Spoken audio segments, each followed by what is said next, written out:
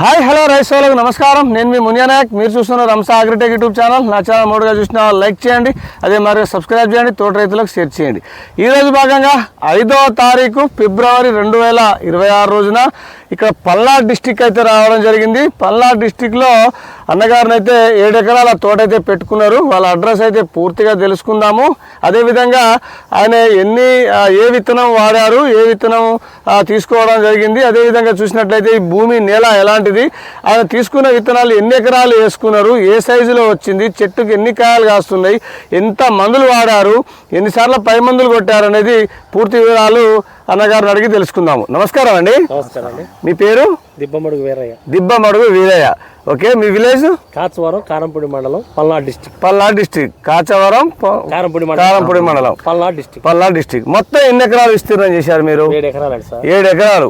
7 ఎకరాలు ఒకే వెరైటీ పెట్టారా, ఇంకా 2-3 రకాలు పెట్టుకున్నారా? ఒకే వెరైటీ 50 ప్యాకెట్లు పెట్టామండి సార్. ఒకే వెరైటీ 50 ప్యాకెట్లు. 7 ఎకరాలు. అది ఏంటిది? అది సఫల్ భీష్మ 36. సఫల్ భీష్మ 36. అది మొత్తం మీరు 7 ఎకరాలు పెట్టారు. ఓకే, ఇప్పుడు 7 ఎకరాలు పెట్టారు కదా, అయితే ఇప్పుడు సుమారుగా నీకు 7 ఎకరాలకు ఎన్ని క్వింటాలు వస్తుందని అంచనా? ఒక ఎకరానికి ఎన్ని క్వింటాలు వస్తుందని దిగుబడి? ఎకరానికి 25 నుంచి 30 క్వింటాలు వస్తాయి. 30 క్వింటాల దిగుబడి వస్తుందని. కాసిన వరకు 30 క్వింటాలు. 30 క్వింటాలు కాసిన వరకు అయితే 30 క్వింటాలు. 4-5 గంటలు కాస్తాని 30 గంటలు వద్దని అంచనా. 30 క్వింటాలు వస్తుందని అంచనా. ఓకే, అంటే దీనికి నల్లికి తట్టుకునే అవకాశం ఏమన్నా? తట్టుకోబట్టే కాసింది ఈ కాపు. ఓకే, ఇంకా మీకు ఫంగిసైడ్ కానీ రోగచీడాలు కానీ ఏమైనా తట్టుకునే అవకాశాలు ఉన్నాయా? వాటికి గానీ ఇప్పుడు నల్లికి గానీ అన్నిటికీ తట్టుకుంది. ఓకే, ఇప్పుడు కూడా నల్లి కూడా లేదు పెద్దగా. ఓకే, పూతలో నల్లి లేదు. నల్లి లేదు, ఇగో చిన్న పిందె. ఓకే, ఇప్పుడు కూడా నల్లి లేదు. ఓకే, ఇప్పుడు ఇదిగో మొత్తం ఇదిగో పై దాకా కూడా మళ్ళీ వస్తుంది. ఓకే, ఇప్పుడు నుంచి కూడా ఈలుగుంటే 5 క్వింటాలు కానీ 8 క్వింటాలు కాపోద్ది. మళ్ళీ వస్తుంది.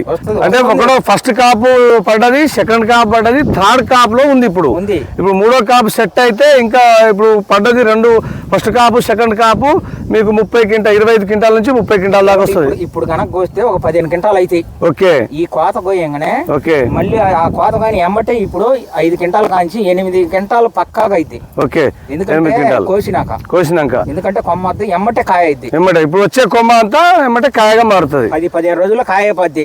10-15 రోజుల్లో మొత్తం కాయ అయిపోతుంది. ఇప్పుడు దాకా వేరు, ఇక్కడ నుంచి ఏంటంటే స్పీడ్ గా అయితే కాపు స్పీడ్ గా వస్తుంది. స్పీడ్ గా అయితే. ఓకే, ఇది దేనికైనా తట్టుకునే ఇత్తనం.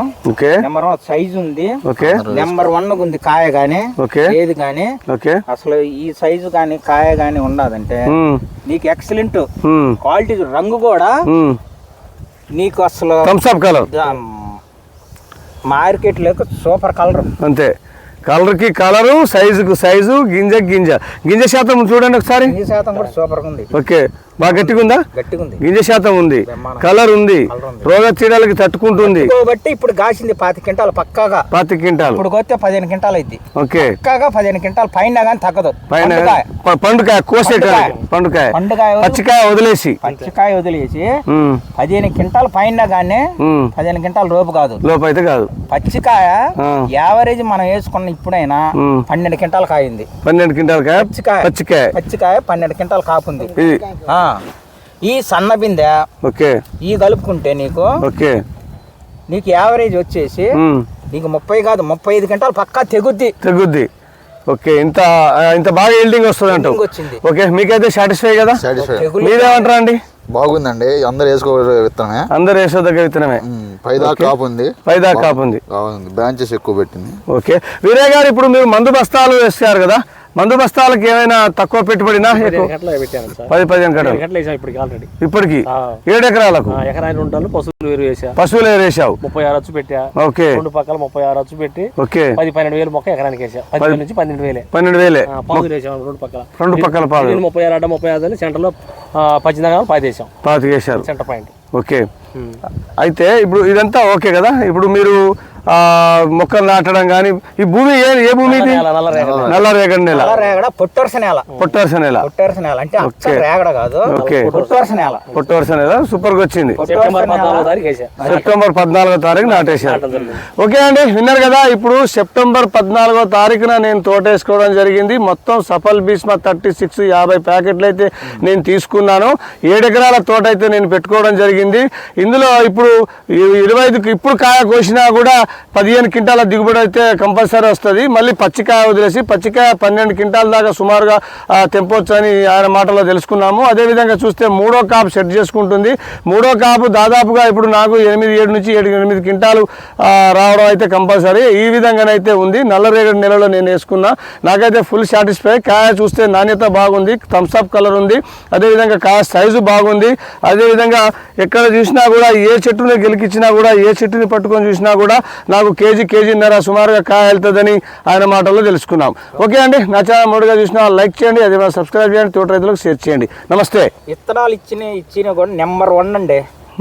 ఇచ్చిన ఏ పోకుండా ఉండబట్టే మన వచ్చి చూసుకున్నా కూడా ఎవరు చూసినా కూడా సూపర్ ఎక్సలెంట్ ఉంది. ఎవరైనా వేసుకోవచ్చు. మీ సెల్ నెంబర్ చెప్పరా అండి? 99 63 63 16 72 65 కోటిరెడ్డి అన్నగారు కోటిరెడ్డి. మీ సెల్ నెంబర్ చెప్పండి. 89 78 62 10 22. మీ సెల్ నెంబర్ చెప్పండి. 766 766 197 197 2952.